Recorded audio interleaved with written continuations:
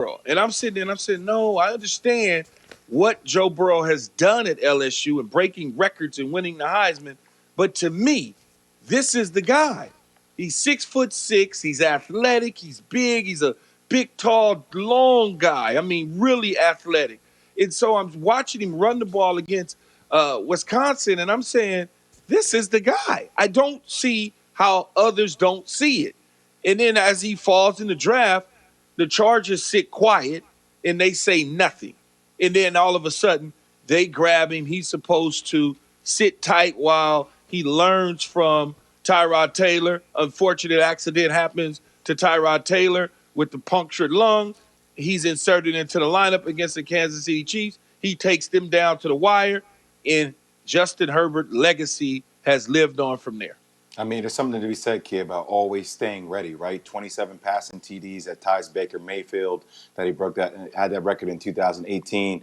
And I don't know, situation has so much to do. We talk about that, key, where you get drafted to, what opportunities are given to you. Obviously, Tyrod Taylor happened, but the kid gets an opportunity. And look, the 3 C's, right? He's always cool, calm, and collective, you feel like. Now, that can usually be a knock on kids from California, right? That they're too cool. But it just seems like got drafted to the right situation, to the Chargers, not like the Rams, not with all these crazy expectations, and gets a chance to settle in.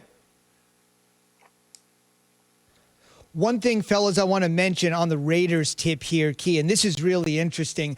We sung their praises after they knocked off the Chiefs in Arrowhead. We really sung their praises after they narrowly lost to the Chiefs at home. Now their chances to make the playoffs have diminished to 5%. And Key, think about what has happened to the Raiders here in the last 4 or 5 days. They fire their defensive coordinator, Paul Guenther. Then they have 4 defensive starters missing in last night's game. And oh, by the way, their offensive coordinator wasn't there last night because he's dealing with COVID. That's Greg Olson. So you shake up both of your coordinators in less than a week. You're missing 4 starters on defense, and now your playoff hopes have all but disappeared. Yet another key late season fade for Gruden in go-around number 2 with the Raiders. Yeah, and I can't put my finger on it. It's just a situation. Unfortunate Carr gets hurt. They were driving. They had some momentum. They were back and forward, playing pretty good football at that point in time.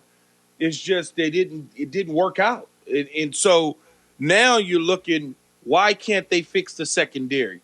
How come the defense is playing the way that it was playing? I know one thing in terms of the rush defense, Rob Marinelli fixed that. The pass defense, they did not fix. They need to get together and figure out how to get that done. And maybe just some of the coaching decisions, in-game decisions, is costing them to the point where they're kind of melting down. Last year, they lose 5 of the last 6 games, and now this year they've lost 4 of the last 5. They're headed in that direction.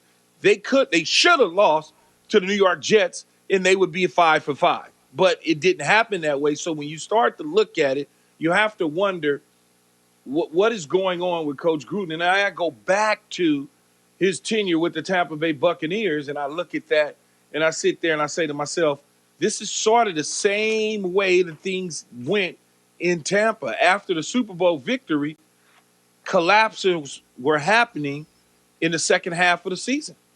I don't know if it's adjustments. I don't know what it is, but it certainly needs to be fixed.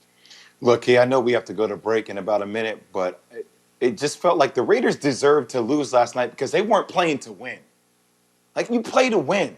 Overtime, you run 2 running plays with Josh Jacobs. Okay, you run a little bit of a play action on the last one. Why not go for it on 4th down? If anything, you pin the Chargers within their own end zone, like on the 5-yard line. I don't understand the reasoning why just to take the points. I know I'm not a head coach, but it just felt like John Gruden was playing it safe there. I know it felt like John Gruden was playing it safe instead of going for the win, going for the throw. All right, Jay, you want to know the rationale? Here's Coach Gruden answering your question. It's 4th and 5. We got a little bit closer. We would have thought about it, but it was 4th and 5. We had them in 2nd and 10, backed up on their own 25, and we had a penalty, and a big penalty. But if it was a little bit closer, I'd have considered going for it. I know I went for it a few times earlier in the game. But to take the lead with 3 minutes left, I thought it was the play to make at that time. So that's the rationale there from Coach Gruden. We're asking this morning on the Dr. Pepper Twitter feed, who is this weekend's game more important for? This is the Sunday night tilt, the Giants or the Browns. Be a part of the Keyshawn, J. Will, and Zubin Nation on the Dr. Pepper Twitter feed. ESPN Nation presented by Dr. Pepper. It's official. College football's back, and so is your favorite Dr. Pepper-loving college football town, Fansville. Head to a store near you to treat your inner college football fan to an ice-cold 20-ounce Dr. Pepper today. Again, Chargers over the Raiders in OT. On the way, what would cause one NFL player to call another player a coward?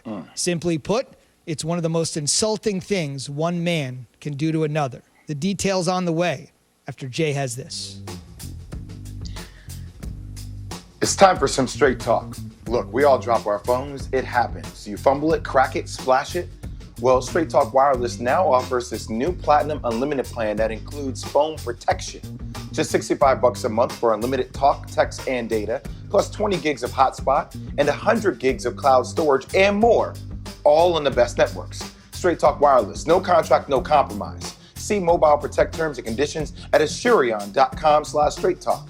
Limitations and exclusions apply.